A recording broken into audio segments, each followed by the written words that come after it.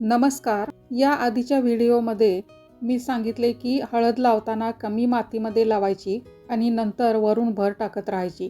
ही भरणी 3ऱ्या महिन्यापासून काढणीपर्यंतच्या काळात 3 ते 4 वेळा झाली पाहिजे.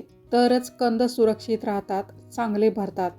आणि यासाठी तुम्ही पालापाचोळा, सेंद्रिय खत, माती, लीप कंपोस्ट यापैकी काहीही घेऊ शकता. अक्षय तृतीया किंवा मेपर्यंत कंद लावले असतील तर सुरुवातीपासून 1-2 दिवसाआड पाणी घालावे लागेल. मात्र जूनमध्ये लावल्यास पाऊस आणि पावसाळी हवा यामुळे सुरुवातीपासूनच कंद जोमदार वाढतात. नियमित पाऊस असल्यास ऑक्टोबरपर्यंत पाणी घालण्याची गरज पडत नाही. मग पुढचे 1-2 महिनेच पाणी द्यावे लागते.